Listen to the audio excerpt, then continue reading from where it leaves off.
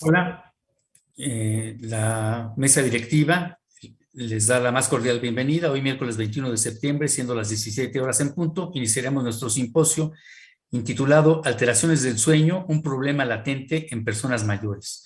Le voy a dar la palabra al doctor Sergio Sánchez García, distinguido académico, para que nos haga favor tanto de coordinar el simposio como de presentar al resto de los ponentes, y si al final tenemos algunos minutos podemos hacer algunos comentarios o preguntas. Adelante, Sergio, y bienvenidos todos.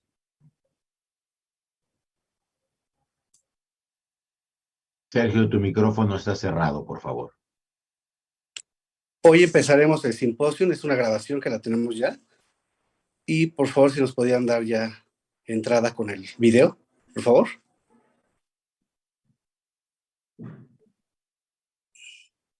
Muy buenas tardes. Con el permiso del doctor José Jalabe Cherem, presidente de la Academia Nacional de Medicina y la mesa directiva, tengo el honor de presentar el simposio Alteraciones del sueño, un problema latente en personas mayores. Un servidor, Sergio Sánchez García, jefe de la Unidad de Investigación y Servicios de Salud, área de envejecimiento del Instituto Mexicano del Seguro Social. El insomnio es uno de los problemas más prevalentes en personas mayores. Algunos lo han mencionado como un problema de salud pública, vinculado con la modernidad, asociado a cambios en los estilos de vida y a condiciones socioeconómicas. Cerca del 50% de la población de personas mayores lo padece, un problema que se asocia con una serie de alteraciones como disminución de la capacidad física, problemas de concentración y alteración y múltiples patologías, así como una baja calidad de vida en las personas mayores que padecen este trastorno. Los trastornos del sueño en personas mayores suelen tener poca importancia para los profesionales de la salud, que continúan viendo a la medicina como un enfoque de enfermedad y no en la persona, por lo que pasan inadvertidos y por lo tanto son maltratados. El sueño es un proceso fisiológico vital con funciones de restauración. En un estudio que realizamos en el 2020 para ver cuántos artículos se publicaban sobre el tema, encontramos que iba en ascenso, por lo cual nos dimos a la tarea de presentar este simposio. El doctor Juan Cuadros Moreno nos hablará de cambios del sueño en el envejecimiento. El doctor médico cirujano egresado de la Universidad Nacional Autónoma de México, especialista en medicina interna del Hospital de Especialidades Centro Médico Nacional, La Raza. Realizó su estancia de formativa en el Servicio de Geriatría del Hospital Universitario Ramón y Cajal, en Madrid, España. Especialidad en geriatría en el Instituto Nacional de Ciencias Médicas y Nutrición Salvador Subirón. Trabajó en los servicios de cuidados paliativos y geriatría dentro de los hospitales universitarios de Ginebra, Suiza. Desde abril de 2012 es miembro de la Academia Latinoamericana de Medicina del Adulto Mayor, certificado por el Consejo Mexicano de Geriatría y Consejo Mexicano de Medicina Interna. Tiene una maestría de educación basada en evidencia por la Universidad del Valle de México. Actualmente es jefe del área de medicina en la Coordinación de Educación de Salud del Instituto Mexicano del Seguro Social. El doctor Juan Sebastián Reyes Silva nos hablará de trastorno de sueño y bruxismo en personas mayores. El maestro Reyes es psicólogo, cursó su maestría en el área de trastornos del sueño en el Instituto Nacional de Ciencias Médicas y Nutrición Salvador Subirón. Trabajó en Philips Responics, empresario líder mundial en el campo del sueño. Ha tomado cursos en la Academia Estadounidense de Medicina del Sueño, grupo académico líder en el sueño. Desde hace 10 años trabajó en la Unidad de Medicina del Sueño del Instituto Nacional de Enfermedades Respiratorias Ismael Cosío Villegas, donde ha participado en diferentes investigaciones. Actualmente colabora con la empresa mexicana como Systemic SADCB, Mercado Capa, México, entre otras, y es candidato a doctorado en psicología en la área de neurociencias de la conducta por la UNAM. La doctora Selena Guerrero Zúñiga nos hablará de apnea obstructiva del sueño, una entidad subdiagnosticada en personas mayores. La doctora es médica egresada de la Facultad de Medicina de la UNAM, especialista en neumología, adultos egresados en Instituto Nacional de Enfermedades Respiratorias con aval del Universitario de la UNAM. Cuenta con 2 cursos de alta especialidad en medicina en fisiología respiratoria y trastorno respiratorio del dormir, maestría en ciencias médicas por la UNAM. La doctora Beatriz Soledad Manríquez Espinosa nos hablará de trayectorias longitudinales del sueño, duración y calidad, y su asociación con mortalidad por todas las personas mayores. Licenciada en Estadística por la Universidad Nacional Mayor de San Marcos, Perú, maestra en Estudios de Población por la Facultad Latinoamericana de Ciencias Sociales, FLACSO, de México, doctora en epidemiología por el Instituto Nacional de Salud Pública y actualmente trabaja en el Centro de Investigación en Evaluación y Encuestas como experta en ciencias médicas.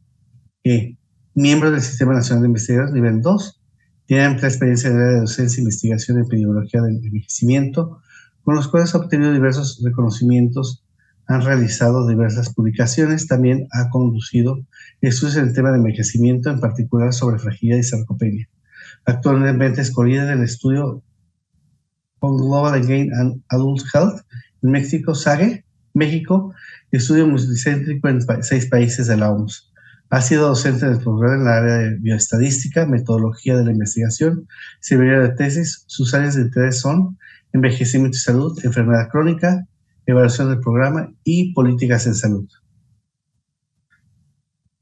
Finalmente vamos a tener la intervención de la doctora Carla Margarita Moreno Tamayo, que nos hablará de alteraciones del sueño en personas mayores a consecuencia de la pandemia por COVID-19.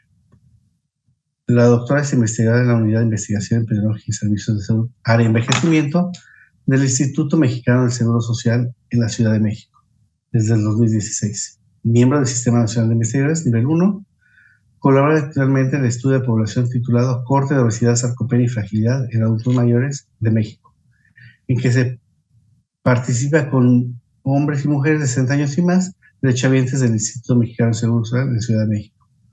Los estudios que ella y sus colegas han llevado a cabo utilizando COSFAM y otras cortes de personas mayores incluye temas sobre medicina del sueño, fragilidad, calidad de vida, factores sociales como aislamiento social y soledad en relación a la mortalidad.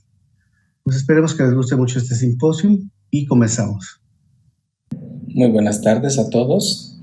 Tengo el gusto de poder participar en este simposio de alteraciones del sueño, un problema latente en personas mayores. El tema que un servidor desarrollará será cambios en el sueño por el envejecimiento.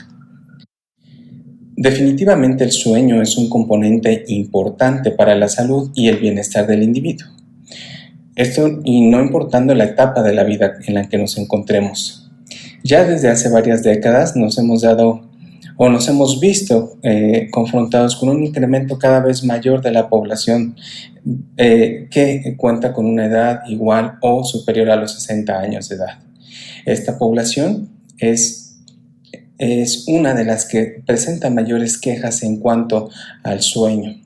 Por lo tanto, es importante poder reconocer cuáles son los cambios normales de los patológicos en cuanto al envejecimiento y el sueño. Para lo cual, los temas que desarrollaremos en esta plática serán 1. Mitos del envejecimiento y el sueño. 2. Cambios normales del sueño asociados al envejecimiento. Ciclo circadiano y el envejecimiento. Y hormonas relacionadas con el sueño y el envejecimiento. Cuando hablamos sobre mitos del envejecimiento y el sueño, creo que más de uno de nosotros nos hemos encontrado con esta pregunta, ya sea del familiar o de los pacientes. ¿Cuánto tiempo, cuántas horas es lo normal que debe de dormir un adulto mayor? Se tiene esta idea de que un adulto mayor debe de dormir un número mucho menor, de manera significativa menor que un paciente joven. Evidentemente, si lo comparamos con un paciente pediátrico, bueno, sí, la diferencia sí es grande, pero cuando hablamos con un adulto o cuando comparamos con un adulto joven, no es tanta. Acorde a The National Sleep Foundation, en promedio nos recomienda que un adulto mayor debe de dormir entre 7 a 8 horas. Se sabe que a partir de los 20 años de edad, los hombres vamos disminuyendo el tiempo que dormimos, esto alrededor de 8 minutos, y las mujeres un máximo de 10 minutos. Por lo tanto, sí existe una disminución del sueño, pero no a los grados que la mayoría de las personas podrían pensar. Esto hay que tener cuidado, tampoco hay que llevarlos a un sueño excesivo, ¿no? Ahora, también una pregunta que es común o que se llega a decir, una frase muy común, es que ya es grande, por eso es que no puede dormir, ¿no? El insomnio nunca es parte normal del envejecimiento. Siempre debemos de buscar cuáles son las causas o factores que están desencadenando este problema. Y se considera ya que es normal utilizar somníferos conforme se envejece. Y esto no es cierto. La utilización o la indicación de una benzodiazepina o cualquier otro tipo de medicamento utilizado como somnífero debe de tener una indicación clara. Recordemos que son fármacos considerados potencialmente inapropiados para los adultos mayores, ya que pueden desencadenar efectos adversos, desde caídas, problemas en cuanto a la atención, problemas de memoria, etc. Entonces, disminución en los reflejos, por lo cual siempre debe tener una indicación clara, la indicación de un somnífero. Pero, entonces, a todo esto, ¿cuáles son los cambios normales del envejecimiento y el sueño? Los vamos a ver a continuación. El patrón normal del envejecimiento en el sueño lo podemos ver en las siguientes etapas, ¿no? Lo primero es importante decir que la mayoría de los cambios en el patrón del sueño van a ocurrir a partir de los 60 años de edad. La etapa o la fase llamada vigilancia post-inicio de sueño es cuando ya vamos terminando nuestras actividades cotidianas, nuestras actividades día con día, y que tendemos a irnos reposando, vamos reclinándonos, cerrando nuestros ojos, y en este momento es cuando las ondas cerebrales se ralentizan, ¿no? Hasta que logramos alcanzar lo que son el ritmo alfa a nivel cerebral. Digamos que es lo que se conoce como el puente entre el sueño y la vigilia.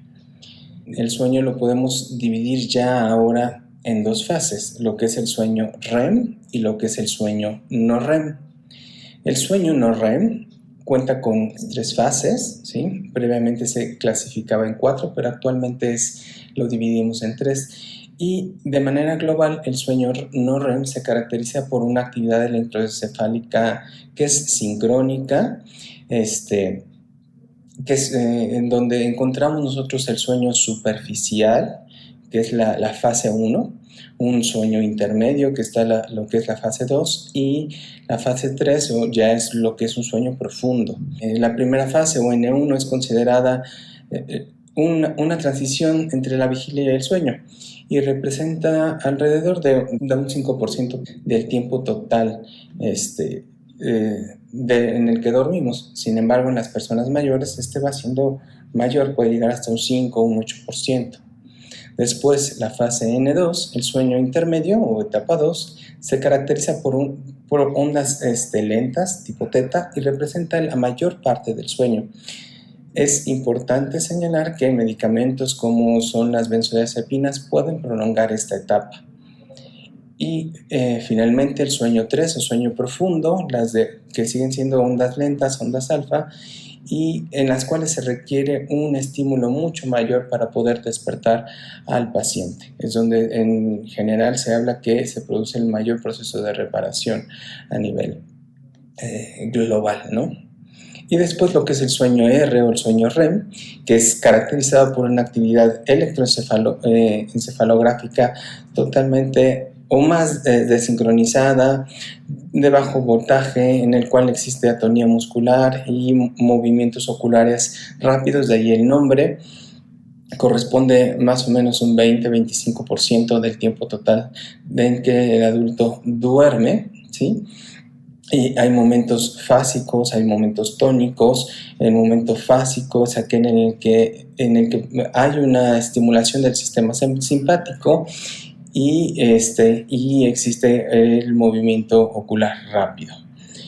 Y hay un componente tónico, ¿no? Que es controlado por el sistema parasimpático y que se caracteriza por la ausencia de los movimientos oculares, digamos, que son rápidos, ¿no? En esta otra diapositiva, donde también vemos los patrones del sueño, podemos recalcar un término que no se había tocado, que es la eficiencia del sueño, la cual disminuye, es decir, disminuye el tiempo total del sueño de los individuos, y está dado por una mayor dificultad para conciliar y mantener el sueño, por un aumento en el número de despertares que tiene este adulto mayor durante la noche, por una reducción del sueño, profundo en la fase N3 del sueño no REM y en menor grado por una reducción del sueño REM. Ahora, en esta misma tabla nos sirve para poder ir comparando las diferencias que se van presentando entre el adulto joven y el adulto mayor, y reiterando que la temporalidad en cuanto al global en que se duerme entre el joven y el adulto mayor en realidad no cambia tanto. A un costado tenemos lo que es el gráfico donde se representa lo que es la arquitectura del sueño. En esta parte de la arquitectura del sueño, pues podemos nosotros identificar identificar lo que es la iniciación del sueño, el cual la mayoría de las personas, ven que puede ir disminuyendo de manera significativa. ¿Qué es lo que pasa o lo que sucede? Es que tanto lo que es la latencia del sueño y lo que es la habilidad para poder retomar nuevamente el sueño una vez que nos despertamos por la razón que sea, al individuo le cuesta más trabajo poderlo hacer. Entonces hay una latencia del sueño que es mayor en el tiempo o no logramos caer hacia el sueño y una vez que caemos dentro del sueño nos despertamos de una manera más fácil. ¿Sí? Eso es la primera y la segunda fase, yendo de arriba hacia abajo. La segunda les hablaba de los despertares, que está descrito con la abreviatura WASO. Y ya las siguientes es lo que vimos en la tabla pasada, donde está lo que es el sueño REM y lo que son los sueños no REM, y con los cambios que ya pudimos describir. Bueno, en esta otra diapositiva podemos resumir que la latencia del sueño es más prolongado, nos cuesta más trabajo dormir conforme se envejece, la eficiencia del sueño es de menor calidad o se reduce, el sueño es fragmentado, con un incremento en el número de despertares durante el día, y un incremento en las fases que ya vimos en la tabla pasada, ¿no? Estos son los que van causando las alteraciones que podemos ir viendo en el sueño normal. En esta otra diapositiva lo que podemos observar es el perfil de sueño durante 2 ciclos en un paciente joven, en el que se ve arriba, y en un paciente adulto mayor, que está en la parte de abajo. Aquí es evidente o se puede identificar los cambios en el ciclo sueño-vigilia con el envejecimiento, con un mayor número de fragmentación del sueño y somnolencia diurna, además de producirse un avance de fase, es decir, se adelanta la hora de inicio de sueño y de despertar. Ahora bien, ¿qué factores van a afectar el ciclo circadiano durante el envejecimiento? Podemos ver que existen factores de entrada, que es la luz, la oscuridad, la interacción social, el ejercicio, la alimentación. Estos van y estimulan lo que es nuestro marcapasos fisiológico a nivel del núcleo supraquiasmático, y este es el que se encarga de dar el estímulo hacia lo que son las salidas o las estructuras a nivel cerebral que van a dar el efecto para la producción de ciertas hormonas, ¿no? O van a retroalimentar en cuanto al día, a la noche, ¿no? Va a ser así, grosso modo, la manera en que se da ese control. Un mecanismo de entrada, un marcapaso fisiológico, núcleo supraquiasmático, y mismo que da el estímulo hacia las salidas para que se dé la concordancia del ciclo sueño-vigilia. En esta otra diapositiva pues vemos la comparación entre el ciclo circadiano en una persona joven y en un paciente de 85 años, ¿no? Donde venimos a corroborar la mayor latencia del sueño, el mayor número de despertares que existen durante la noche, la fragmentación de este sueño, e inclusive ciertos periodos en que se duerme durante el día, con despertares que pueden ser, que van ya un despertar definitivo similar en cuanto al joven, pero sí hay sus cambios, los cambios que podemos ver. Realmente, como comentamos previamente, los factores que controlan este ciclo circadiano tienen que ver con factores entrantes como la socialización, la actividad física, la luminosidad, y estos van a interferir o van a tener un efecto sobre la producción de hormonas. En este caso, bueno, vamos a ver 3 ejemplos, lo que es la melatonina, lo que es el cortisol y lo que es la hormona del crecimiento. Vemos cómo cada una de ellas va teniendo una variación conforme se va envejeciendo, teniendo como un pilar, lo que es la melatonina, que es aquella que se considera inclusive la hormona del sueño y que está muy relacionada con lo que es la actividad luminosa, y que es lo que permite que el cerebro pueda distinguir entre si es de día, si es de noche, y vemos cómo su actividad va disminuyendo. Las otras hormonas, como es cortisol o lo que es la hormona de crecimiento, van teniendo una menor producción, también aquí relacionado con la disminución en las etapas del sueño que se va presentando en el paciente adulto mayor. No solo son estas 3 tipos de hormonas, hay más hormonas que afectan lo que es el ciclo circadiano, lo que son la hormona tiroidea, las mismas hormonas sexuales también tienen su afectación sobre lo que va a ser el envejecimiento y la calidad del sueño. Entonces vamos con esto identificando que existen distintos o diversos factores que van a influir para los cambios normales en cuanto al envejecimiento y el sueño. Y podemos concluir que el sueño presenta cambios normales asociados al incremento del envejecimiento, en los cuales se encuentran involucrados 3 factores principalmente, o que se afectan 3 factores, ¿no? Lo que es la estructura del sueño, lo que es el ciclo circadiano, y finalmente van a existir factores hormonales que afectan estos cambios normales del envejecimiento y sueño. Y ya se irán agregando otros factores, como los factores, por ejemplo, sociales, ¿no? Que limitarán los estímulos, o ciertas otras enfermedades que hacen que el adulto mayor se encuentre sedentario, con una menor movilidad. Pero de antemano agradezco su tiempo y quedo atento a sus comentarios y preguntas. Hola, ¿qué tal? Buenas tardes. Agradezco la invitación de la Academia Nacional de Medicina. Mi nombre es Sebastián Reyes y voy a dar inicio a este tema que se denomina trastornos del sueño y bruxismo en personas mayores.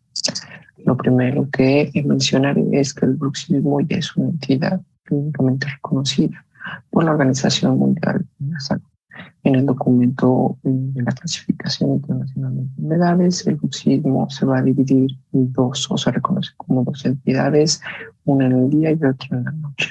La entidad en el día, llamada bruxomanía o bruxismo en vigilia, se va a encontrar clasificado dentro del subgrupo de enfermedades del sistema digestivo. Por su parte, el bruxismo del sueño va a estar clasificado dentro de las enfermedades del ciclo sueño-vigilia.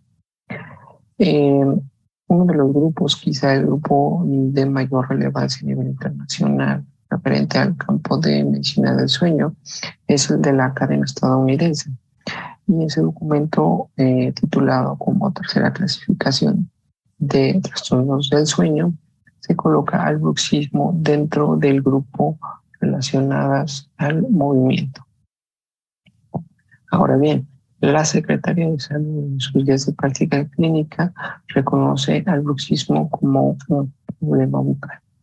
Dentro de los trastornos temporomandibulares, el bruxismo va a fungir como una etiología y como un signo. ¿Cómo definimos al bruxismo? Se va a definir como una actividad repetitiva de los músculos de la mandíbula caracterizada por apretar o rechinar los dientes. Este bruxismo va a afectar o puede afectar a las personas a nivel interpersonal, así como en su funcionamiento diario. De acuerdo a la Academia Estadounidense de Medicina del 2000, nosotros podemos clasificar el bruxismo como leve, moderado y grave en función de la actividad rítmica de los músculos masticadores. Si tenemos una actividad de 2 a 4, vamos a hablar de un bruxismo leve moderado. Si es una actividad rítmica que se presenta más de 5 ocasiones por hora de sueño, la vamos a llamar grave. Existen otros grupos que tienen clasificaciones distintas y lo dividen en 4, 6 y arriba de 9 respectivamente. Y el código propuesto por la OMS es el que muestro aquí en la tabla.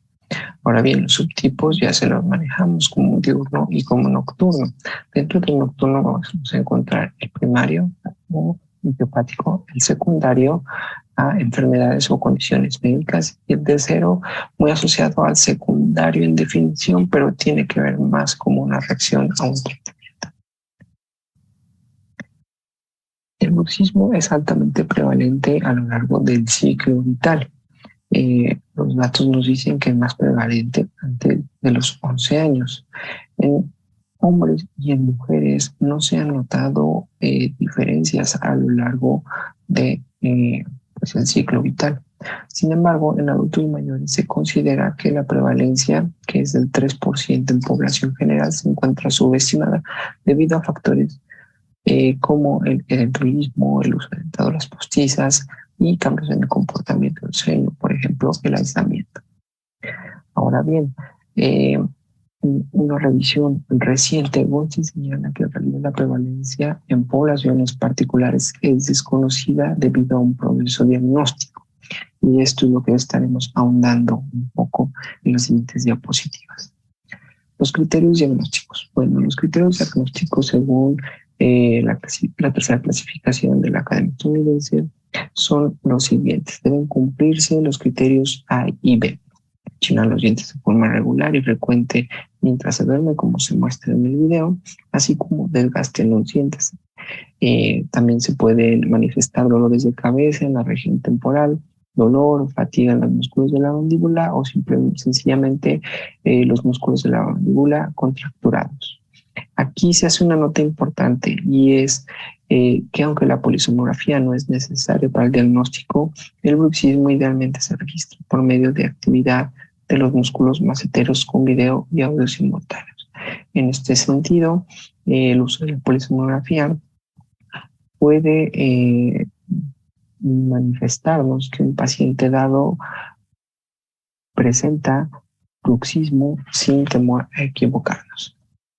Bien, el bruxismo dentro del adulto mayor es relativamente complicado de diagnosticar únicamente si hacemos uso de nuestra historia clínica. ¿Por qué? Por lo siguiente. Nosotros podemos observar que en el adulto mayor se encuentran en algunos trastornos del sueño como por ejemplo el insomnio, la obstructiva del sueño, el trastorno de la conducta durante el sueño humor, síndrome de piernas inquietas y el movimiento periódico de extremidad. La prevalencia que muestro aquí para todos estos es en población general, pero tiende a incrementarse en algunos casos, por ejemplo, el insomnio cuando es en el adulto mayor. A su vez, estos trastornos del sueño van acompañados por otras entidades clínicas, como por ejemplo ansiedad y depresión. En el caso de la obstructiva, ansiedad, depresión, obesidad y así sucesivamente para estos 5 que estoy mencionando que son altamente prevalentes en el adulto. Ahora bien, ¿qué es lo difícil de esta situación? Bueno, que todos estos además son comórbidos al bruxismo, es decir, el bruxismo se va a presentar de manera constante en todas estas patologías, tanto trastornos del sueño como otras entidades clínicas. ¿Qué factores predisponen y precipitan la presencia del bruxismo? Bueno, el cronotipo, por ejemplo, es una de ellas. Se sabe o se sugiere que el cronotipo vespertino está más asociado al bruxismo durante el sueño. El uso de sustancias como nicotina, alcohol, cafeína también. Una personalidad activa o de alta competencia también va a manifestar bruxismo de forma más frecuente. Alteraciones en la oclusión, genética, si alguien presenta algún familiar ya diagnosticado con bruxismo, un familiar de primer grado, según los datos de estudios en gemelos, puede tener hasta 20 y 50 veces más probabilidades de presentar también bruxismo. Diagnóstico diferencial, bueno, Hay que diferenciarlo de las mioclonias oromandibulares, faciomandibulares, de la deglución normal, del reflujo gastroesofágico, terrores nocturnos, despertares confusionales y epilepsia. Estos tres últimos más asociados al bruxismo durante la infancia. Bien, el bruxismo en un registro polisomnográfico, en el caso del básico, se ve de la siguiente manera, lo que están ustedes viendo aquí. A través del registro electromiográfico nosotros podemos ver estas alteraciones en la amplitud de nuestro registro. Esta imagen es interesante por varios motivos. Primero podemos percatarnos que existe ronquido. También podemos percatarnos que existe cierto movimiento en piernas. Podemos percatarnos que existe alertamientos y que este episodio de bruxismo puede estar desencadenando episodios como una apnea de tipo central. Bien, las formas del bruxismo pueden ser tónicas o básicas. La fásica se caracteriza por frecuencias de 1 Hz y ráfagas del electromiograma que duran entre 2 a 0.25 segundos. La actividad tónica sostenida que dura más de 2 segundos. O se pueden presentar ambas. Nuestro registro es a través de la colocación de 2 electrodos en nuestros músculos maseteros. Bien, para muestra basta un botón. En estos casos que les presento, tenemos en primera instancia a un paciente masculino que refiere estrés laboral, ansiedad, leve por escala de Hamilton y obesidad. A simple vista, la probabilidad alta nos indica que podemos sospechar de una obstructiva del sueño y efectivamente el paciente cuando se hace la polisomnografía muestra una apnea de tipo grave. Ahora bien, este paciente se le ofrece el tratamiento a través de titulación empírica por medio de la PAP y una mascarilla oronasal, pero se puede observar que tiene un residual mayor a 5, así como fuga intermitente. Cuando se hace una polisomnografía, una segunda polisomnografía ventilatoria, podemos percatarnos que el factor desencadenante de este residual y esta fuga intermitente era el bruxismo. En otro caso también muy interesante, tenemos un paciente masculino, obesidad grado 2, que solicita una PSG noche dividida, en alta probabilidad para SAOS, pero también refiere depresión y ansiedad y uso de antidepresivos y ansiolíticos por más de 3 años. En los primeros momentos de la polisomnografía, posterior a la calibración, podemos observar movimientos en piernas mientras el paciente está despierto. Cuando ya está dormido, el paciente muestra movimiento periódico de extremidades. Asimismo, también muestra ronquido. Con base en esto, nosotros podemos diagnosticar y la historia clínica, síndrome de piernas inquietas y movimiento periódico de extremidades. También diagnosticamos en el caso del paciente una apnea de tipo leve. Sin embargo, si seguimos observando, también vamos a ver que el paciente presentaba bruxismo. En conclusión, un mismo paciente puede presentar uno o varios trastornos del sueño que difícilmente van a ser diagnosticados por datos clínicos.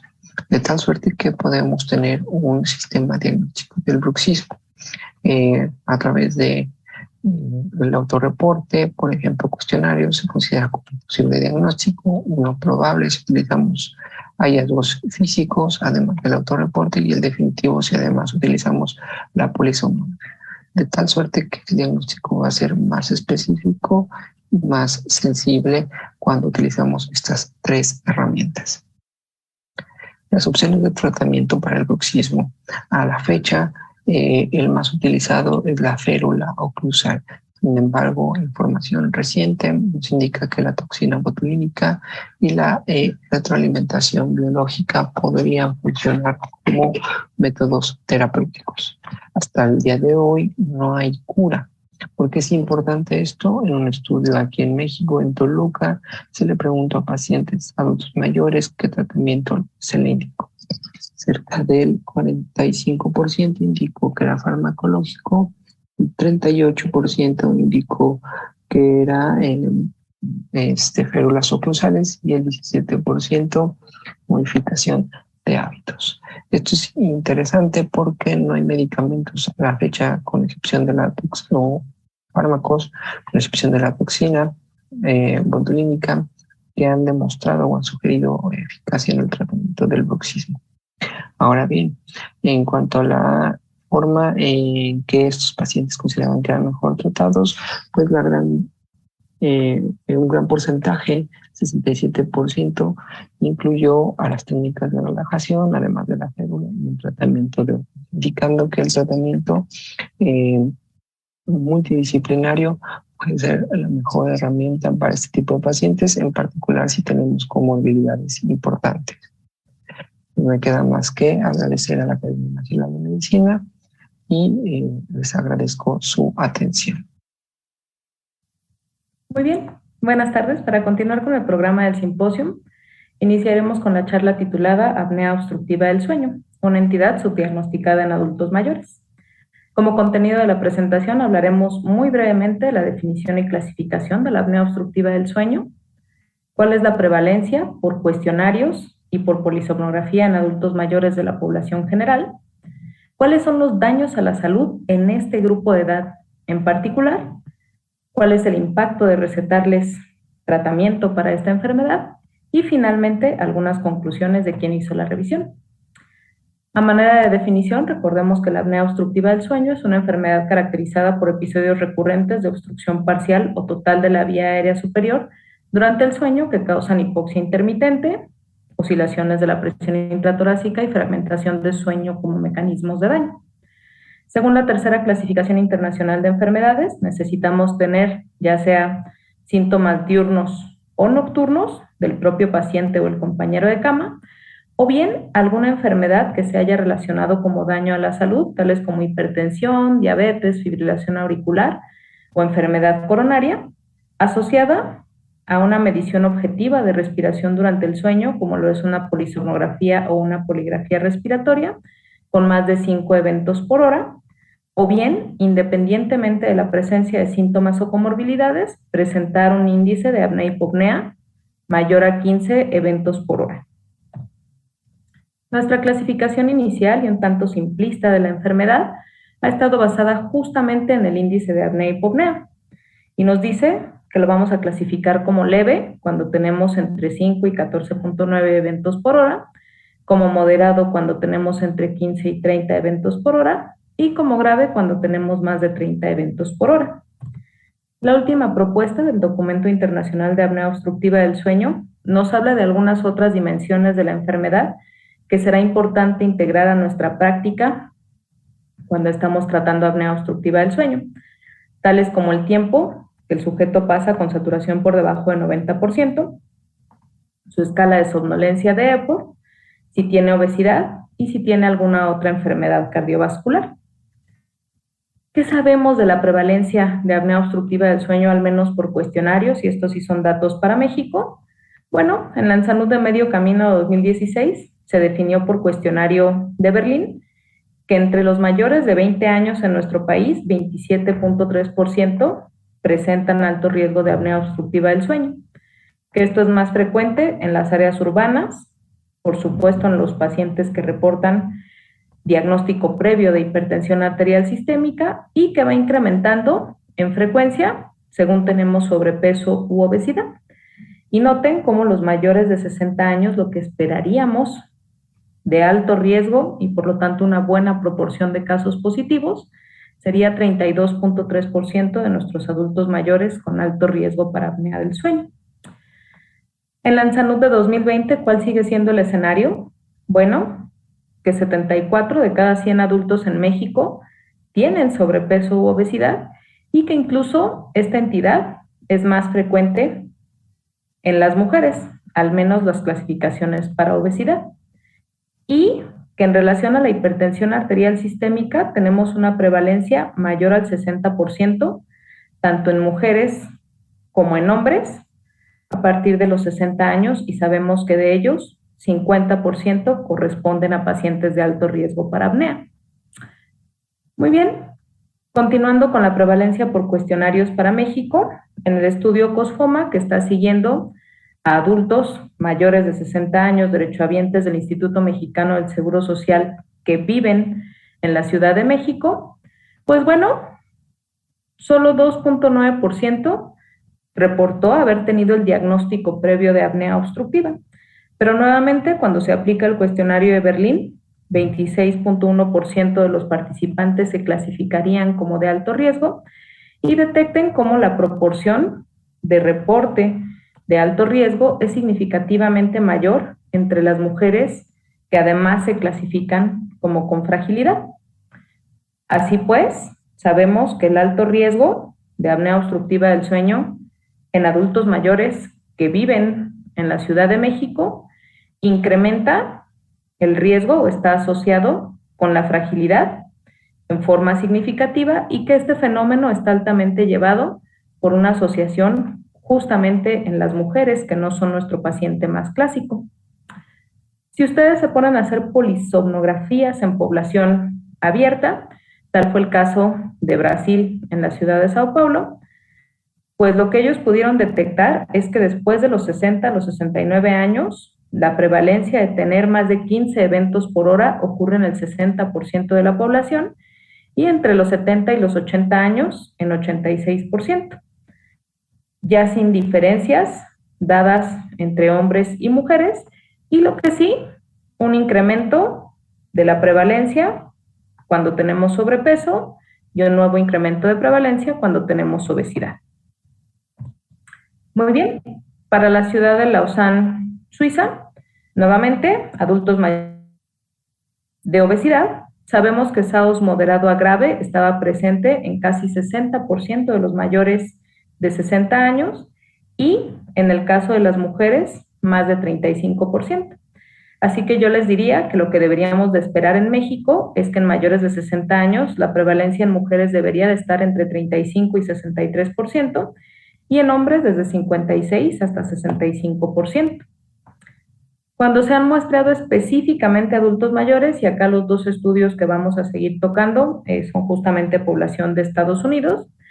Bueno, en este estudio, que es el Mr. Oz para hombres, lo que nos quieren reflejar es que tenemos una prevalencia nuevamente de SAOS moderado a grave, mayor a 20% en adultos mayores de 70 años y que sigue incrementando con la edad hasta un máximo de 30% a los 80 años, que además está relacionada con el índice de masa corporal, y esto ya lo sabíamos desde poblaciones de menor edad, a mayor índice de masa corporal, también mayor prevalencia de apnea obstructiva del sueño. ¿Y qué sabemos de las mujeres? En este caso, las mujeres del estudio de fracturas osteoporóticas, se les hizo también polisomnografía de nivel 2 y SAOS moderado a grave encontraron en 35.1% de las participantes. Aquí sí, el salto de índice de masa corporal o de prevalencia de obesidad lo dan más bien entre las que no tienen apnea obstructiva del sueño y aquellas que tienen apnea leve a moderada.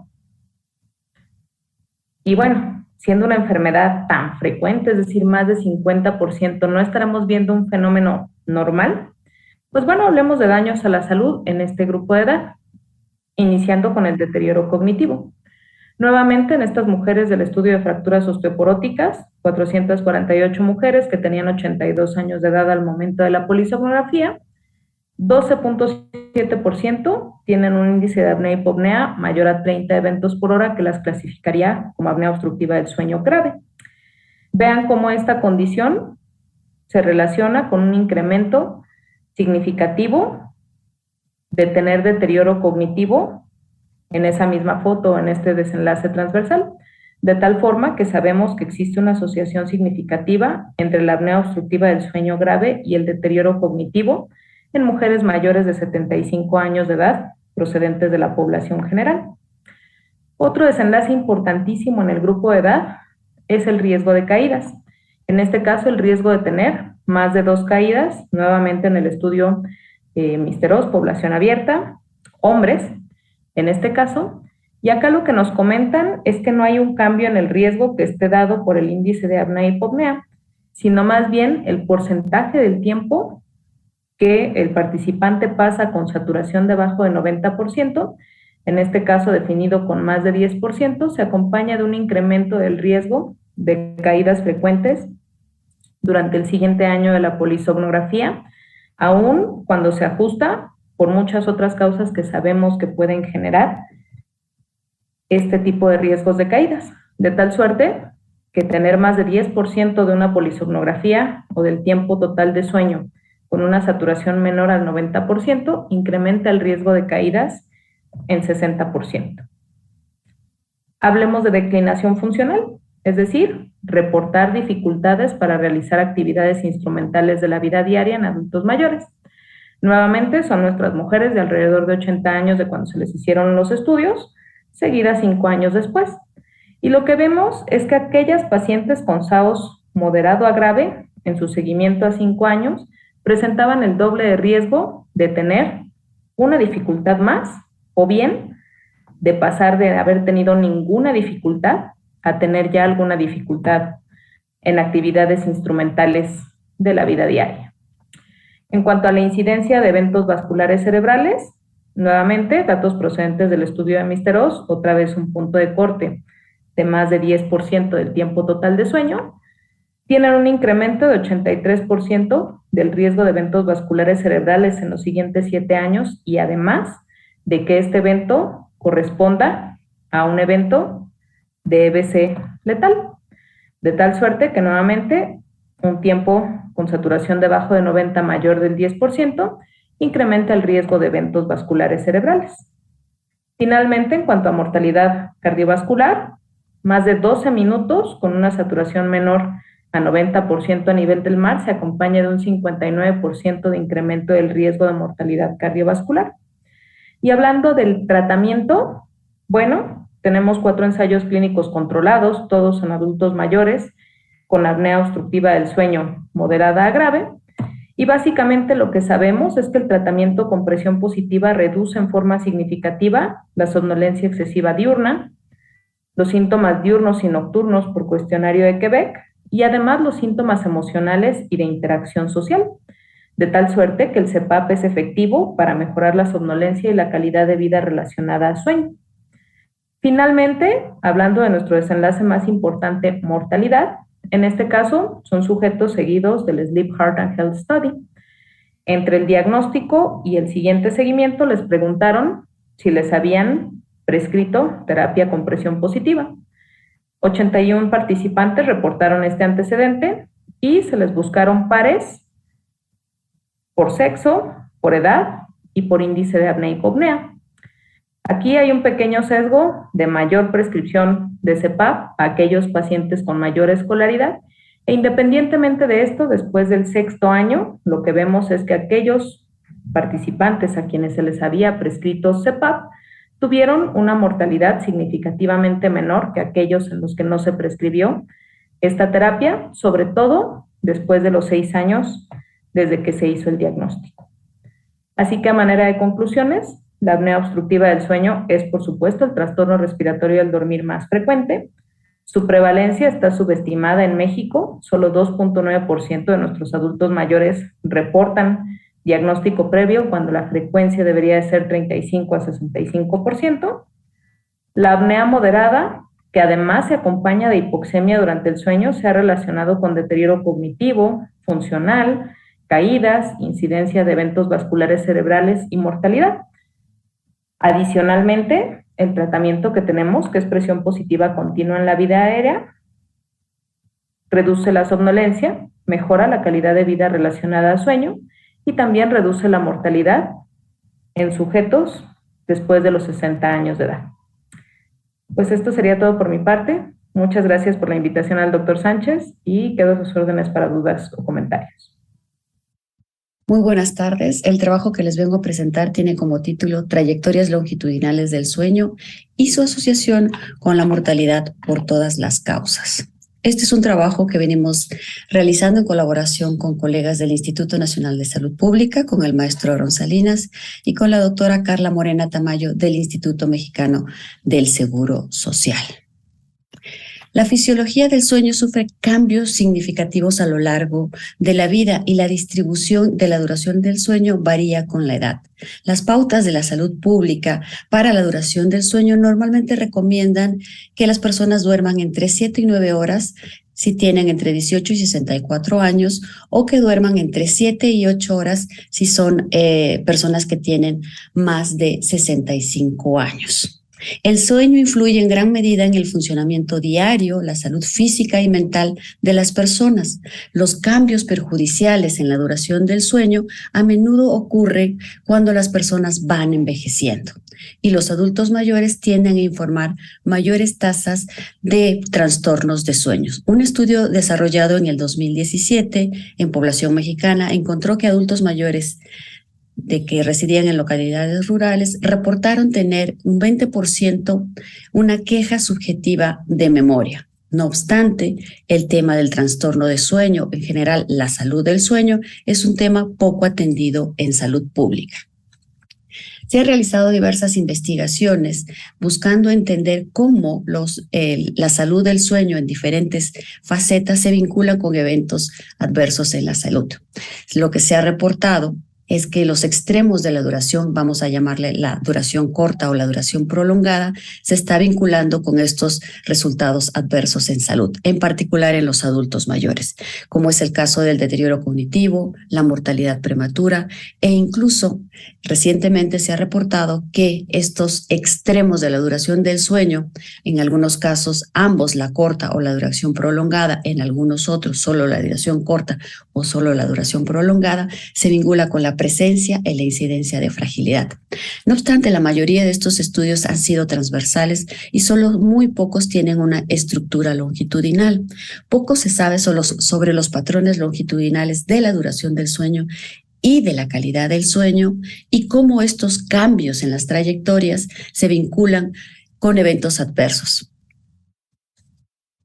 De esta manera, el objetivo general del trabajo fue identificar las trayectorias longitudinales de dos condiciones, tanto de la duración como la calidad del sueño, y estimar su asociación con la mortalidad por todas las causas.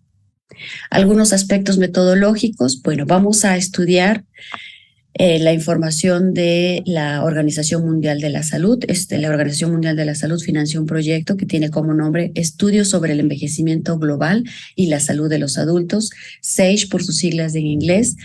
El estudio SAGE es un estudio multicéntrico en el que participan 6 países. Tenemos a China, Ghana, India, Rusia, Sudáfrica y México.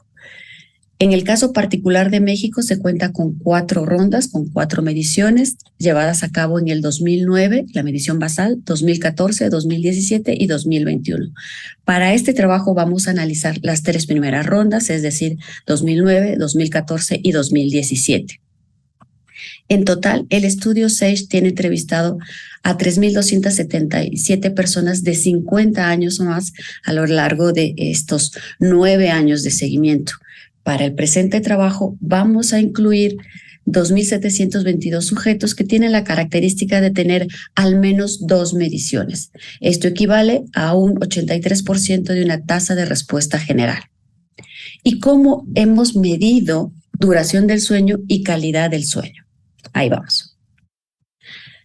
Para la duración del sueño, se preguntó a las personas que participaron en el estudio acerca de la duración del sueño en cada una de las 2 noches anteriores. Es importante mencionar que es sin incluir el sueño diurno.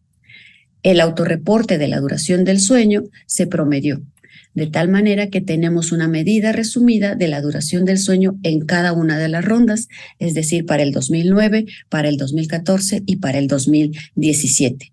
Mientras que la calidad del sueño también fue autorreportada y se pidió a las personas que califiquen la calidad de su sueño la noche anterior. Tenían 5 alternativas para poder responder esto: que fuera muy bueno, moderado, malo o muy malo. Es una variable que toma 5 categorías, de 1 a 5, donde 1 es muy buena calidad y 5 muy mala calidad. Nuestra principal variable de interés, mortalidad por todas las causas. Tenemos información sobre la fecha de la muerte y la causa de la muerte porque tenemos una sección dentro del estudio SAGE que es autopsia verbal. Covariables. Hemos incluido un amplio número de covariables para este estudio. Covariables sociodemográficas, de salud, estilos de vida, algunas condiciones nutricionales, también el consumo de medicamentos. Tenemos sexo, estado civil, trabajo, educación formal, lugar de residencia, actividad física, consumo de tabaco, alcohol, ingesta de frutas y verduras, 2 enfermedades crónicas, que es con lo que evalúa el estudio 6, consumo de medicamentos en los últimos 30 días, las actividades básicas e instrumentales de la vida diaria también se han incorporado en este trabajo. Algunos análisis que realizamos para poder obtener tanto las trayectorias de la duración y calidad de sueño, así como las asociaciones de estas condiciones con las causas, con mortalidad por todas las causas. Para las trayectorias de duración y calidad de sueño, estimamos a través de los modelos de mezcla de crecimiento, mientras que las asociaciones de las trayectorias de sueño, tanto para la duración como para la calidad con la mortalidad por todas las causas, utilizamos los riesgos proporcionales de Cox. Los modelos de mezcla de crecimiento se estimaron a través del programa M+, mientras que las asociaciones para obtener los riesgos proporcionales de Cox utilizamos el STATA. Algunos resultados importantes que pudimos obtener: 3 trayectorias heterogéneas sobre la duración del sueño. La primera trayectoria la estamos llamando óptima estable, la segunda prolongada creciente y la tercera corta decreciente. La trayectoria que está considerada dentro de la óptima estable, en promedio las personas durmieron 7.6 horas, mientras que en la trayectoria prolongada creciente, el promedio de duración de sueño fue de 9.3 y en la de corta decreciente fue de 5.7 horas. Los participantes, la gran mayoría de nuestros participantes, el 80% cae dentro de la categoría óptima estable y los otros 10% restante en prolongada creciente y el último 10% en corta decreciente. Las trayectorias longitudinales de la calidad de sueño, también obtuvimos 3 trayectorias longitudinales en 9 años de seguimiento. La trayectoria de muy buena incrementa, que serían estas que están en la parte inferior. La trayectoria muy buena disminuye y la trayectoria moderada y pobre estable a lo largo de estos 9 años. Algunas condiciones importantes que son las características basales, sociodemográficas y de salud en función de las trayectorias de la duración de sueño. Estos son análisis bivariados, pero podemos observar que hay diferencias estadísticamente significativas entre las trayectorias de duración del sueño con el deterioro cognitivo leve, con la fragilidad, con la mortalidad por todas las causas y con algunas condiciones como, por ejemplo, la edad. Hay muchas más asociaciones significativas, pero solo quisiera mostrarle algunas. También encontramos asociaciones estadísticamente significativas bivariadas entre las trayectorias de la duración del sueño y la multimorbilidad. También con las limitaciones para realizar actividades instrumentales de la vida diaria. En este cuadro lo que podemos observar son los riesgos proporcionales de Cox. Lo que estamos haciendo es analizar de manera multivariada las trayectorias tanto de la duración del sueño como la de calidad del sueño y ver qué está pasando con esta asociación, controlado por una serie de covariables, las que les mencioné previamente, que son covariables sociodemográficas, covariables de salud, covariables de la funcionalidad. Entonces, lo que estamos encontrando es que en comparación con la trayectoria óptima, estable, que tiene un patrón de sueño que caería dentro de lo normal, la trayectoria prolongada creciente tiene un mayor riesgo para mortalidad por todas las causas en los adultos mayores analizados. Esto, repito, es ajustado, controlado por una serie de variables. No encontramos asociación entre la trayectoria corta decreciente y tampoco encontramos asociación entre las trayectorias de calidad del sueño.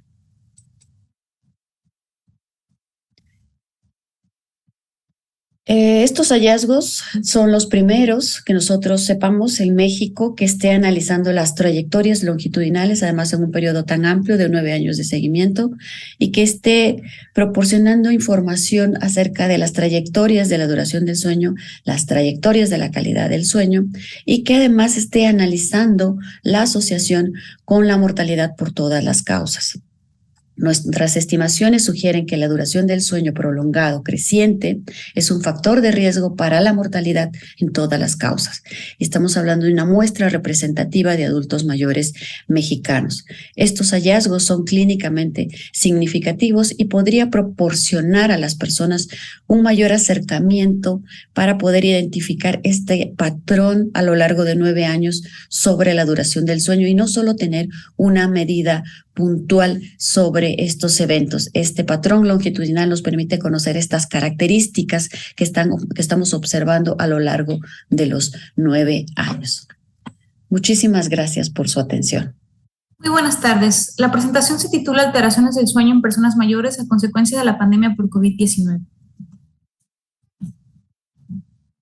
Quisiera primero definir que la salud del sueño es un patrón multidimensional de sueño-vigilia adaptado a las demandas individuales, sociales y ambientales que promueve el bienestar físico y mental, y que esta salud del sueño se caracteriza por una satisfacción subjetiva, un horario apropiado, una duración adecuada, una alta eficiencia, así como un estado de alerta sostenido durante las horas de vigilia.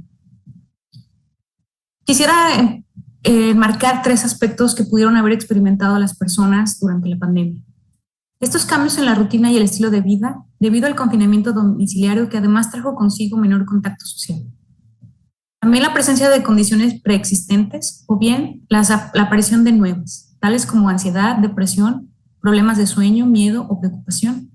Y en tercer lugar, la presencia de COVID-19, es decir, de haber enfermado de COVID. ¿Qué arroja la investigación sobre el sueño y la pandemia por COVID en personas mayores? Primero decir que se anticipaba que existiera mala calidad del sueño, disrupción en la duración, cambios en los horarios que afectarían los ritmos circadianos y la presencia de nuevos casos o la persistencia de trastornos del sueño. De manera desglosada, podemos observar que los adultos de 65 años y más fueron menos propensos a reportar queja para conciliar el sueño, de despertar demasiado pronto y de un sueño no reparador que las personas menores de 65 años. No obstante, hay un estudio que no encontró problemas con la duración del sueño, pero sí registró problemas con la latencia, calidad y el aumento en despertares nocturnos. Este mismo estudio contrasta con otro en el que las personas mayores registran mejor calidad del despertar en comparación con lo que reportan las personas más jóvenes. Hay un estudio prospectivo con personas de 40 años y más que encuentra que la progresión de una buena a una mala calidad del sueño fue mayor en personas seropositivas en comparación con las personas que no eran seropositivas a COVID-19. Entonces hay que tomar en consideración los momentos en los que se observan estos indicadores, los grupos de edad y otras condiciones sociodemográficas o de salud que fueron o que están presentes y que pueden jugar un rol importante en la presencia de estas asociaciones. En su mayoría, los diseños de estudio provienen de información transversal y en los siguientes meses esperamos que las publicaciones sean más con estudios prospectivos que nos permitan entender de una manera más integral lo que ocurrió durante este proceso de la pandemia. Nuestro contexto está caracterizado por tener un envejecimiento con condiciones subyacentes deletéreas tanto en salud física como salud mental. Además, hay características sociodemográficas de este grupo poblacional que los hace particularmente especiales. Aún participan en la fuerza laboral, muchos de ellos están viviendo con otras personas, y también pudieron haber tenido cambios debido a las medidas de confinamiento para proteger su bienestar. En ese sentido, el objetivo de este trabajo es analizar el comportamiento de indicadores de la salud del sueño, tales como la duración, latencia y la presencia de insomnio, antes y durante 2 momentos relevantes de la pandemia en México. Para esto se diseñó un estudio longitudinal que está anidado en el proyecto COSFAM, que es la cohorte de obesidad, sarcopenia y fragilidad de adultos mayores mexicanos derechohabientes del Instituto Mexicano del Seguro Social en la Ciudad de México. COSFAM es un estudio longitudinal prospectivo que inició actividades en 2014 y desde entonces y hasta 2019 cuenta con mediciones anuales. No obstante, por la pandemia se suspendió el proyecto en formato presencial y el grupo de trabajo estuvo enfocado en estudiar la susceptibilidad a infección por SARS-CoV-2 y sus efectos a la salud a corto, mediano y largo plazo en los adultos mayores derechohabientes del IMSS en el marco, pues, de COSFAM. Ante el escenario nacional, este proyecto se llevó a cabo vía telefónica. En la primera etapa, lo que se hizo fue monitorear el bienestar de las personas y brindar información sobre la protección y el cuidado que debían llevar. Esta primera fase de llamadas telefónicas que se realizó con los participantes de COSFAM fue en el marco de la Jornada Nacional de Sana Distancia. En una segunda y tercera fase se aplicó un cuestionario para monitorear la salud física y mental de las personas mayores a través de un cuestionario en versión reducida de lo que normalmente se hace en formato presencial, pero esta vez en formato telefónico. Se espera que COSFAM o este estudio anidado en COSFAM tenga una cuarta versión o una cuarta fase para recolectar más información del cuestionario que iniciaría tentativamente actividades el 3 de octubre de 2022. Particularmente el análisis que les presento hoy está enfocado en información con 621 personas adultas mayores que brindaron información completa. Las 3 mediciones o 3 puntos en el tiempo que se van a evaluar refiere a la prepandemia, a COVID-1 que se llevó a cabo durante la recolección de la segunda fase que les mencionaba hace un momento, en octubre de 2020 y hasta marzo de 2021, y un tiempo que vamos a denominar para efectos de la presentación de hoy como COVID-2, que va de julio a noviembre de 2021. Se recolectaron instrumentos tales como el índice de calidad de sueño de Pittsburgh, la escala de Atenas de insomnio y las preguntas para siestas. Esta información nos permite hablar del horario, de la duración del sueño y el sueño satisfactorio. Tenemos recolectadas también algunas covariables que nos permiten conocer el estado de salud de las personas, así como características sociodemográficas del confinamiento.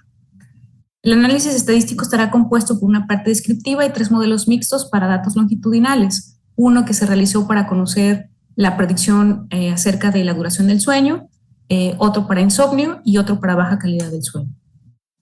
En primer lugar, lo que pueden observar en esta diapositiva son las características sociodemográficas y de salud de los participantes. La muestra estuvo constituida por 52.8% de mujeres y una edad promedio de 67.3 años. Casi la totalidad de las personas que participaron en COSFAM permaneció en su propio domicilio y la mayoría estuvo viviendo al menos con una persona más como acompañante durante el confinamiento. 9 de cada 10 siguieron confinados en casa y solamente salían si consideraban que era necesario. Conforme avanzó el tiempo, lo que ustedes pueden observar es que las medidas que adoptaron las personas se fueron relativamente relajando. Registramos una menor participación laboral a lo largo del tiempo. También se encontró que los síntomas depresivos, la presencia de deterioro cognitivo y las enfermedades crónicas aumentaron. En cambio, la ansiedad al parecer disminuyó. En términos de la percepción de aislamiento social, esta se mantuvo más o menos estable.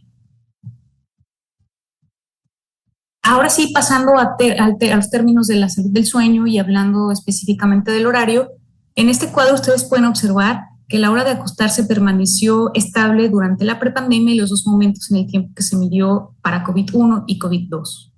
No obstante, lo que sí se recorrió fue la hora de levantarse. Podemos observar que las personas mayores reportaron levantarse más tarde de lo que habitualmente hacían previo a la pandemia, y esto permaneció estable para COVID-2 o en la segunda etapa o fase del estudio. Si el tiempo en cama aumentó, ¿habrán dormido más? Durante la pandemia, las personas mayores durmieron más de lo que habitualmente dormían previo a la pandemia. Esta figura nos corrobora con 3 indicadores que esto ocurrió así. Observamos que las personas dormían más tanto de lunes a viernes, más en comparación con la prepandemia, quiero decir. Esto mismo se observó en la duración del sueño durante los fines de semana y en un tercer indicador que promedia la percepción, a través de la percepción de las personas, promedia lo que las personas creen haber dormido verdaderamente en los últimos 30 días. Y también observamos un incremento muy importante y que estos incrementos se mantuvieron o se sostuvieron en los 2 momentos de observación que corresponden a la pandemia.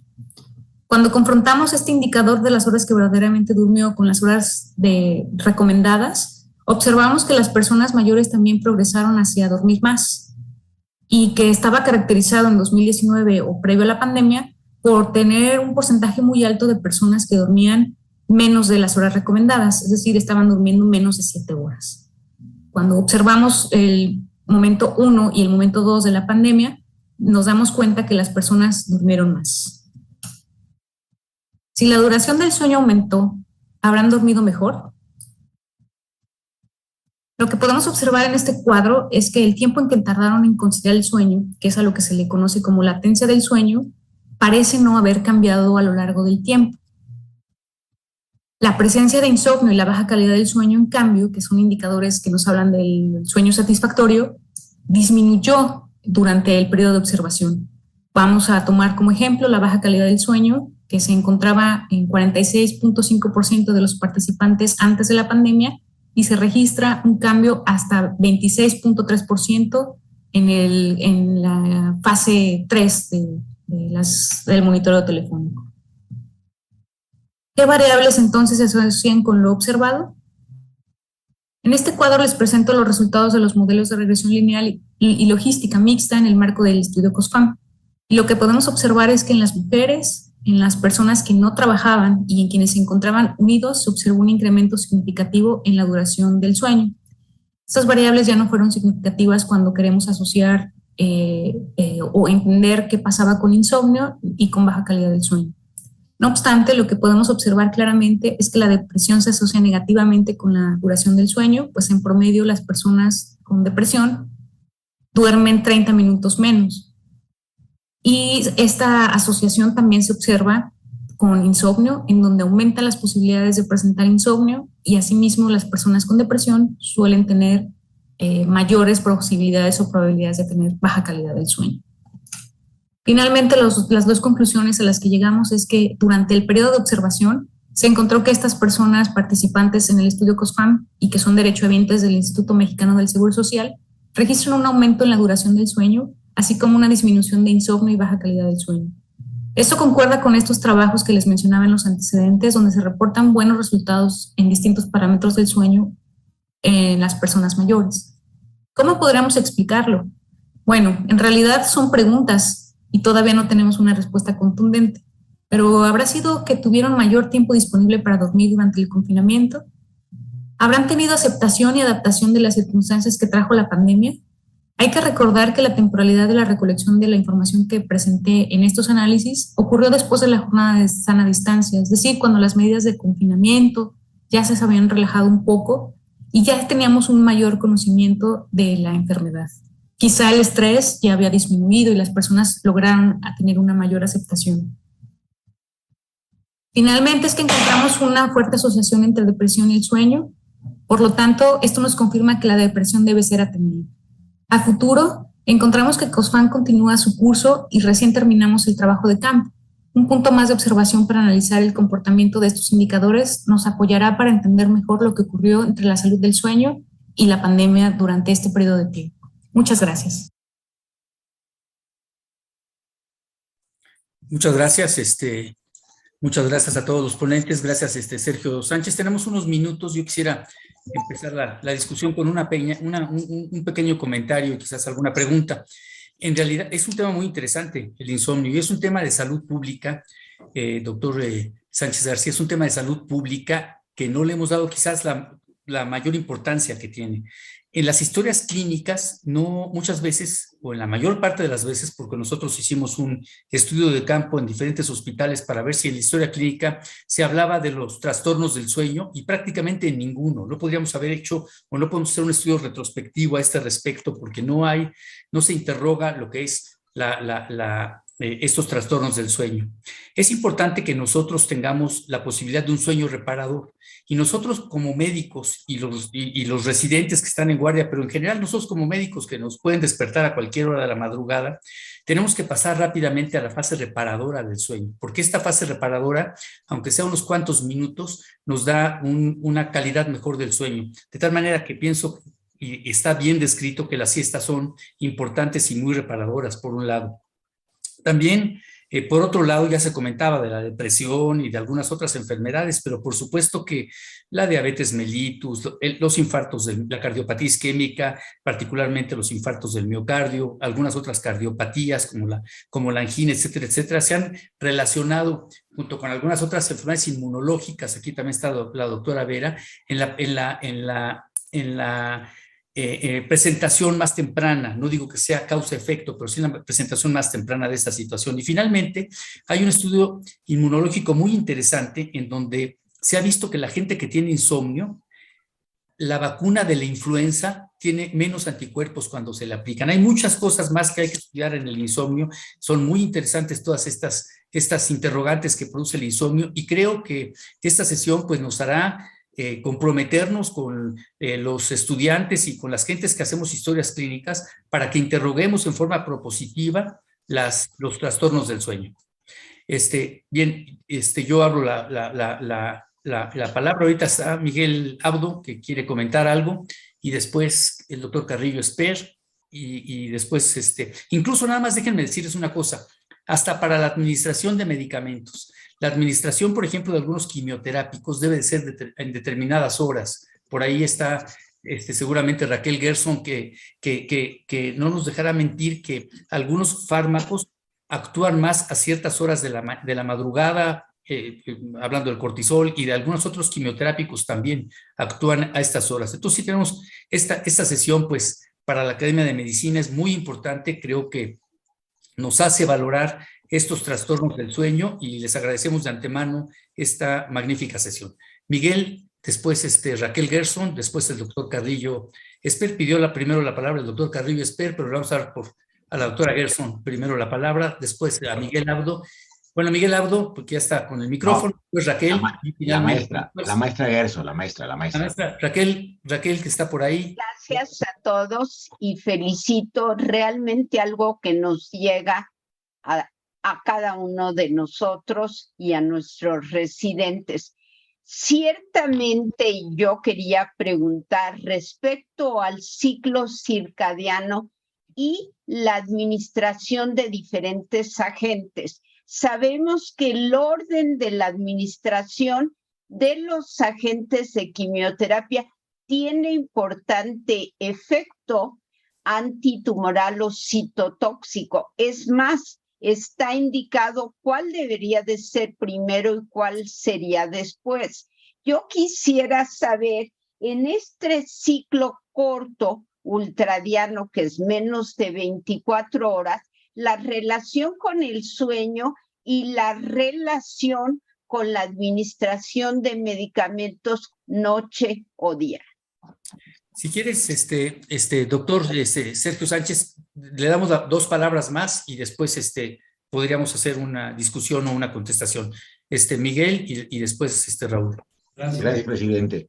Bueno, felicitar, por supuesto, el excelente trabajo puesto por Sergio, el académico Sergio Sánchez García y su grupo.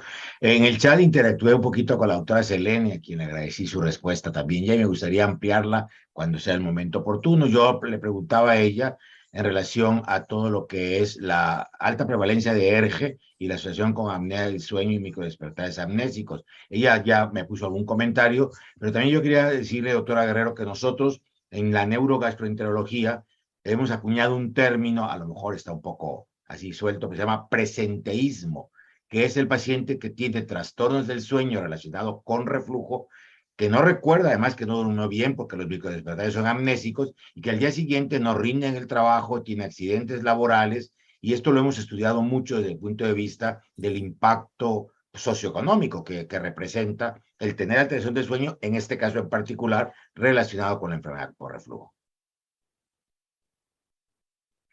Miguel, Raúl, después Miguel, y luego le damos la palabra al doctor Sánchez García para que nos ayude a contestar.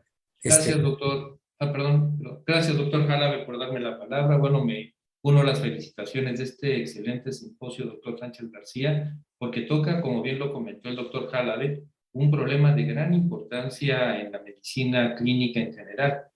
En adulto mayor, cada vez lo vemos más en pacientes no tan mayores y aún en niños y adolescentes.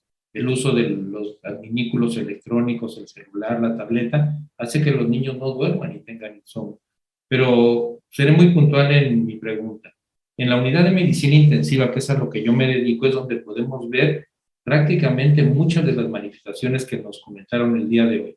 El paciente grave tiene estas alteraciones con mucha frecuencia y en especial porque cada vez más vemos más pacientes adultos mayores en las unidades de cuidados intensivos, que además de la fragmentación del sueño y una mala calidad del sueño y una mala higiene del sueño por el entorno donde se encuentran, bueno, están sujetos a múltiples medicamentos para hipnosis, sedación, relajación, analgesia, y eso altera mucho más el patrón del sueño, tanto dentro de la unidad como ahora lo que hemos venido describiendo como el síndrome post-estancia en la unidad de terapia intensiva. Entonces, esta es una de las líneas de investigación que tengo. Entonces, en relación a esto, la pregunta es, ¿tienen ustedes datos en relación a esta fragmentación, mala calidad y mala higiene del sueño en la unidad de terapia intensiva? Y dos preguntas muy puntuales. ¿Qué con la melatonina? De la melatonina ya ven que hay pros, contras, y últimamente han salido trabajos relacionados al impacto negativo que puede tener en los sistemas inmunometabólicos en el paciente en general, pero en el paciente grave en particular. Y por último, los estudios que se evaluaron durante el simposio se hicieron en pacientes que tenían buena higiene del sueño, o sea, que dormían en un lugar que favoreciera el sueño, sin luz, sin ruido, una temperatura un poco más fría, o se tomaban al azar, independientemente en este sentido de la higiene del sueño. Gracias y felicidades. Gracias, Raúl. Miguel, y después le doy la palabra al doctor Sergio Sánchez. Miguel Cruz.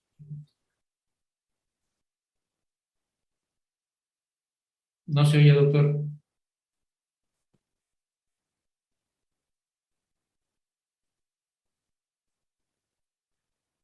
No tenemos audición con Miguel. Si nos quieres escribir en el chat, Miguel.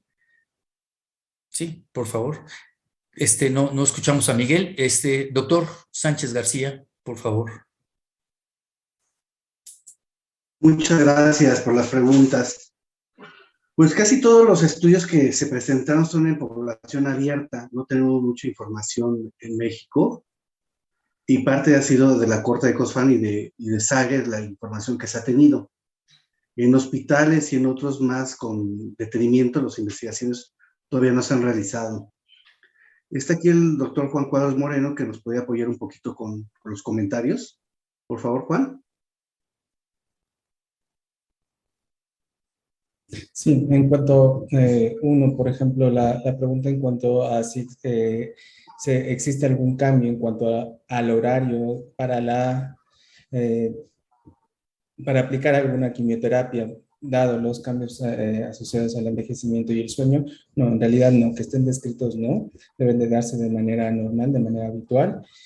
Algo que sí es recomendado de manera global, no solo para la quimioterapia, sino en general para favorecer o modificar lo menos posible lo que es el ciclo sueño-vigilia, es aquellos fármacos que puedan evitarse o aquellas inclusive maniobras que puedan evitarse durante el periodo de sueño de los pacientes deberán de favorecerse siempre y cuando no afecte el tratamiento de manera global del paciente para evitar la fragmentación del sueño y estos mayores despertares en el adulto mayor. Ahora, en cuanto al uso en cuanto a la melatonina, ¿me podría repetir nuevamente la pregunta, doctor? Sí, doctor. Es en relación al empleo de melatonina. Ya ve que recientemente, bueno, hay trabajos pro, otros contra, y trabajos recientes que hablan de la disfunción y disturbio neuromodulador y metabólico que puede tener la melatonina cuando se emplea como inductor de sueño. Ok. En primer término, siempre antes de indicar algún fármaco en los adultos mayores, es bueno ver si existe algún factor que esté afectando esa higiene del sueño o esa calidad del sueño en el paciente. En realidad, los efectos benéficos que se pueden llegar a ver o que que mejore la calidad del sueño en los adultos mayores, la verdad es que es poca en cuanto a dar de manera suplementaria melatonina, y alguna otra afectación la desconocería en este momento. Gracias, doctor. Doctora Celere, si nos podía complementar algo, por favor. Sí, bueno, de hecho, melatonina es de los medicamentos para inducir sueño que tiene mejor perfil de seguridad. Justamente para esta parte de población de adultos mayores no se le ha reportado tanto impacto en cuanto a cambiar significativamente la arquitectura de sueño o promover que tengan somnolencia durante el día. El problema tampoco es especialmente eficiente o eficaz para inducir sueño.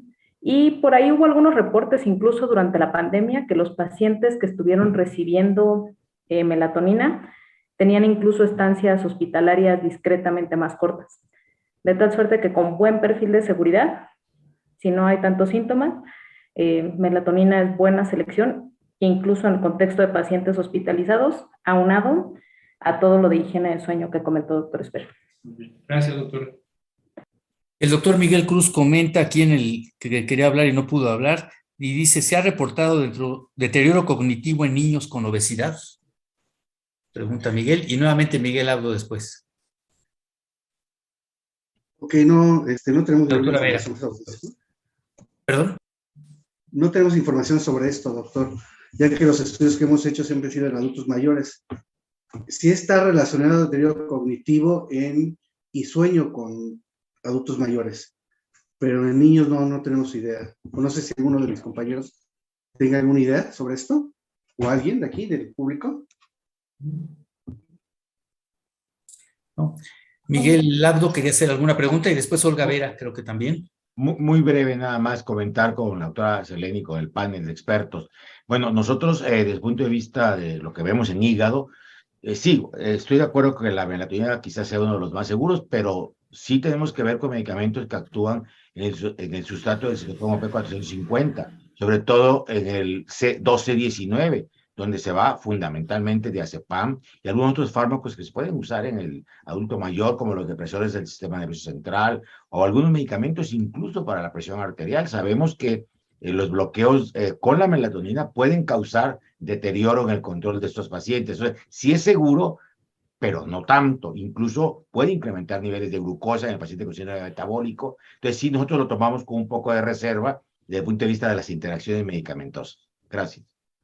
Sí, perdón, aquí me gustaría añadir, y no solo para melatonina, sino en realidad deberíamos de hacerlo para todos aquellos fármacos que nosotros indicamos, siempre correr las interacciones que puedan existir entre los diversos medicamentos que se utilizan, y mucho en la población de adultos mayores. Creo que afortunadamente cada día lo realizamos más, pero sí debería ser ya una práctica cotidiana, y que cada día debemos de estimular más, ¿no? Sabemos que a mayor número de fármacos, mayor riesgo de efectos adversos, y como comentaba en la plática, muchos de los omníferos que se utilizan, que afectan la fase N3 del sueño, bueno, pues tienen efectos adversos conocidos a largo plazo, ¿no? Como el uso de las benzodiazepinas, que puede mantenerse... puede disminuir la tensión en los adultos mayores, mayor riesgo de caídas, evidentemente lo que es la dependencia, y definitivamente siempre, y el riesgo que se está estudiando de deterioro cognitivo a la postre, ¿no? Que de por sí ya es una población en riesgo, y que lo debemos de considerar también para las personas que son más jóvenes. Entonces, una recomendación en general para todos los pacientes debiera de ser que siempre se corran las interacciones medicamentosas, y que la mayoría de los medicamentos, exceptuando melatonina, ¿no? Pero la mayoría de los omníferos son considerados fármacos potencialmente inapropiados para los adultos mayores. Olga Lidia Vera y finalmente la doctora Mayela Rodríguez. Sí, muchas gracias. Felicitaciones a todos los ponentes, un tema de gran interés. Mi pregunta es en relación a que en los adultos mayores tienen mayor predisposición a los trastornos del sueño y que muchos de ellos son obesos. El control estricto de peso y otras comorbilidades como hipotiroidismo, hipertensión y demás, y obviamente el tratamiento con CPAP, ¿qué tanto la disminución significativa del peso de estos adultos mayores disminuye estos trastornos del sueño y por ende la apnea obstructiva del sueño? Gracias, Olguita. Mayela Rodríguez, y le damos la palabra para que concluya al coordinador y si alguien más de su mesa quiere hacer algún comentario. Adelante, Mayela. Hola, muchas gracias. Yo creo que es importante mencionar que en los trastornos del sueño del adulto mayor podemos encontrar algo muy importante, que es el trastorno conductual del sueño en fase de movimientos oculares rápidos, y que sabemos ahora que es un factor predictivo para una sinucleinopatía, una enfermedad de Parkinson, una demencia por cuerpos de Lewy, una atrofia de sistemas múltiples, incluso desde gente más joven. Y en estos casos está perfectamente indicado, de hecho es los únicos indicados, el uso de melatonina y el uso de clonazepam, porque es lo único que controla el trastorno conductual del sueño. Entonces, siempre que se hace una polisomnografía, vale la pena ver esta videopolisomnografía que a veces no se realiza y ver ese movimiento en esta fase del sueño. Y por otra parte, yo creo que es súper importante hablar con la gente acerca de por qué no están durmiendo bien. Muchas veces los adultos mayores no duermen, no tienen una eficiencia de sueño adecuada por comorbilidades, como bien lo decían, ¿no? Se levantan 3-4 veces por nicturia. Esto también no nos ayuda en nada al trastorno del sueño. Entonces yo creo que si bien vale la pena no satanizar las benzodiazepinas, porque hay casos en que son indispensables, como el trastorno conductual del sueño, y que cuando se hagan polisomnografías, verificar este probable REM sin atonía o este trastorno conductual del sueño. Gracias, Mayela. Doctor Sánchez, si quiere. No sé si alguno de mis compañeros quiere hacer algún comentario o damos por terminado las gracias. Nada más, cuando exista una clara indicación de un medicamento, evidentemente, aunque sea considerado potencialmente inapropiado, deberá de darse, ¿no? Valorando riesgo-beneficio y dando el seguimiento que sea necesario. Bueno, pues muchas gracias. Creo que fue una tarde también muy espléndida. Nos llevamos un gran aprendizaje de todos estos trastornos del sueño y no me queda más que invitarlos el próximo 28 de septiembre a las 17 horas también en forma virtual. El doctor Antonio Soda Medi nos hablará sobre personajes históricos de la otorrinolaringología. Entonces los esperamos aquí a las 17 horas en punto el próximo miércoles y les deseamos muy buenas tardes. Que estén muy bien. Hasta luego. Hasta luego. Gracias, buenas tardes. Buenas tardes. Hasta luego.